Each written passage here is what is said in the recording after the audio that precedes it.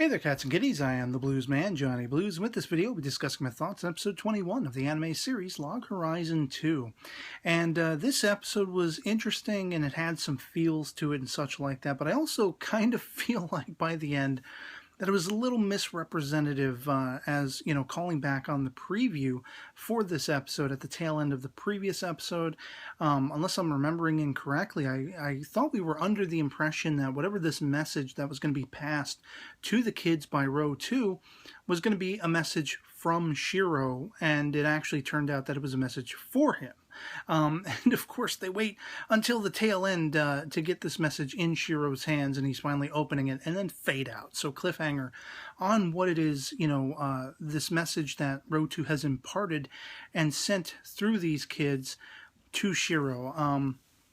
But I love a lot of the stuff that was going on character-wise in this episode. You know, in the aftermath of this wyvern attack, we see that the kids, as well as some of the Odyssey Knights and such, had still had wyverns to take out and, you know, that kind of thing.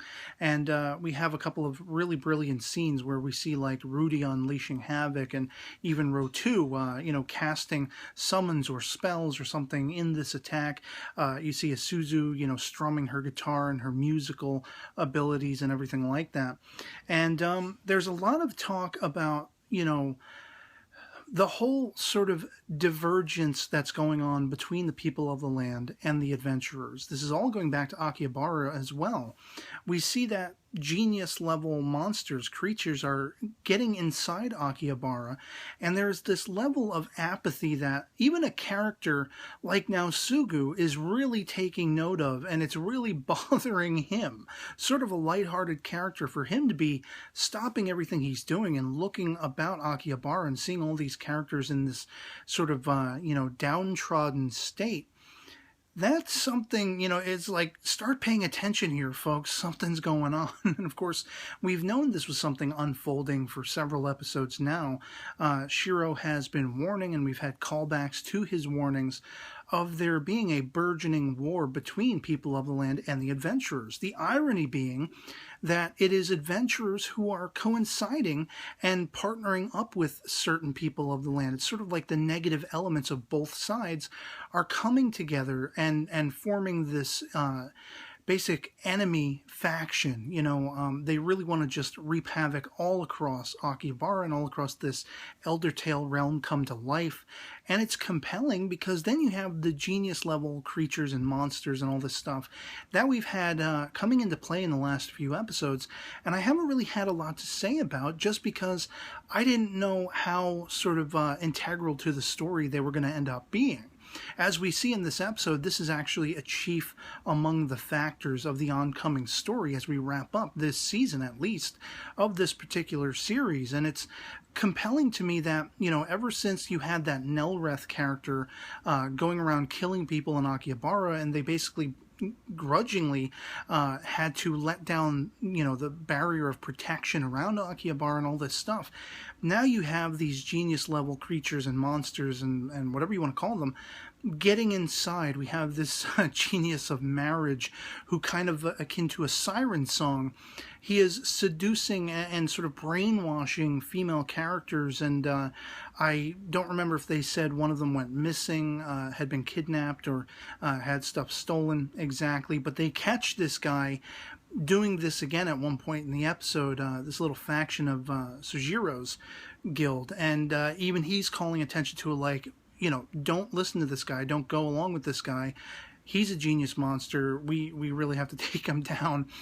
And this stupid idiot genius level of marriage, or whatever you want to call him, he turns to Sujiro and he's like, would you be my bride, much in the same siren song way he's doing to all these female characters. And they end up jumping him because he made a mistake. It's not going to work on Sujiro for whatever the reason. You know, just borderlining there, a little bit of a hate crime aesthetic, but I'll let it pass because he is a, you know, villain in the story. But you've got this overall sort of sense that things are really tantamount to completely just exploding. And my question is, as you have characters like Row 2 going wherever she's going, as you have Dariella in her Nereha form, getting back with this dark faction who's been sort of holding her captive, even though she did switch up the order and, called off all the manipulation of the nightshades and everything in the previous episode. Is there still going to be a price to pay for her remains to be seen, as well as the fact that, all of these characters, it's like we're getting viewpoints of the overarching environment. Rudy in this episode is very protective, especially of Isuzu, but the entire group. They're still mulling over trying to help the people of the land in this town. The town was destroyed by the Wyvern attack and all the stuff with the Nightshades by this dark faction, led by Mizufa, I think was the character's name off the top of my head. And Rudy is very protective and conscious of the idea that they are looking down, not all of the people of the land, mind you, but a majority of them are looking down upon the adventurers as being, something that got their hopes up, something that would protect them, something that would keep them safe. And they were severely let down because of just the madness of the Odyssey Knights in this particular predicament where they're trying to kill themselves. These are adventurers who are the unhappy segment, the segment I've been largely curious about ever since episode 1 of this series, kind of playing along lines of series like, Dot Hack and Sword Art Online, where you have characters actively trying to get out of the environment. Well, there's something to be said for these characters who this was their vacation from the real world. This was where, the thing they got into to not have to deal with the reality of life, much akin to Toya. Toya is a very poignant character on that level. He was trying to escape the fact that he was, wheelchair bound and all this stuff, as we have found out through the revelations. And so there's something to be said for these characters being excited and wanting to make the most of this world. And we kind of followed a segment of the group that feels that way. Shiro, Natsuyuki, Akatsuki, these are all characters who are like, well, I don't know what happened, but this is where we are now. This is kind of cool.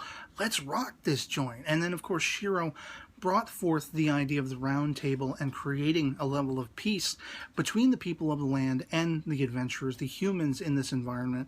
And so everything was sort of just flipped on its ear when you realize the NPCs, or people of the land, they are living, breathing souls as well, to a point.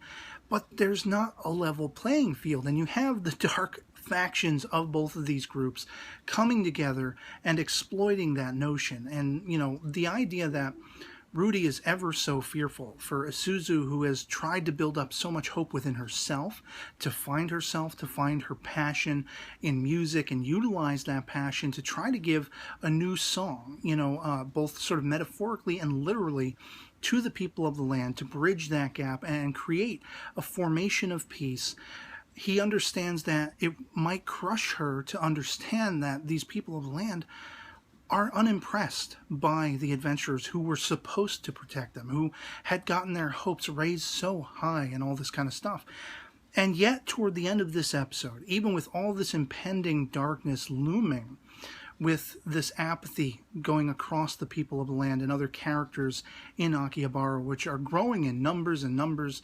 We've heard this before in previous episodes, but even Natsuyuki again reaffirms this idea of these numbers just growing in Akihabara, and with the genius monsters getting into this whole framework and everything like that. What you have by the end of this episode is still a ray of hope in this environment. We basically see people of the land, children, singing this 43rd song bestowed upon them by Isuzu, and it's a ray of hope. And it just, the tears in her eyes, the sort of satisfaction in Rudy's when, he understands that she is still holding on to that hope. And with all this stuff, with this letter from Row 2, where, the preview basically suggests that all of these overhanging questions brought forth for the last several episodes, but especially in this episode, to do with the cross-connectivity of all of these different factions, will remain to be seen until Shiro reads it. There are answers to be contained in that message, whatever it is. And so I did find it really fascinating, this episode. I really loved, it was largely character-driven, but it was character-driven in chunks, like you kept sort of focusing back and forth on different characters. And, there was some funny stuff with Tetra and everything again. But I did really enjoy this episode because of all that expositionary information even without the answers, even though I was disappointed by the end that it was a cliffhanger and we're going to have to wait until the next episode, presumably, to get whatever it is that, you know, this message was from row 2 to Shiro.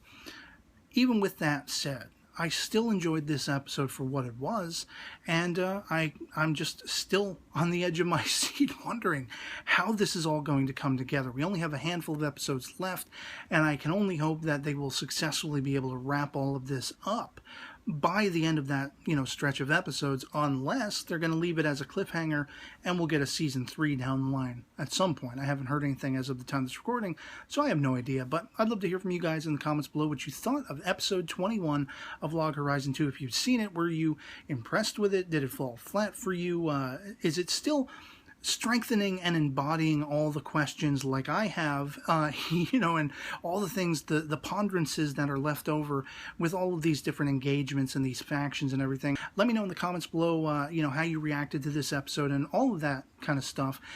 Hopefully sans spoilers. I know this is all based on like a light novel series and such, and I don't want to know exactly where we're going, but if you have speculations to offer, that's always welcome. So otherwise, I hope you enjoyed the video and that it finds you well, and I'll catch you all later. Peace.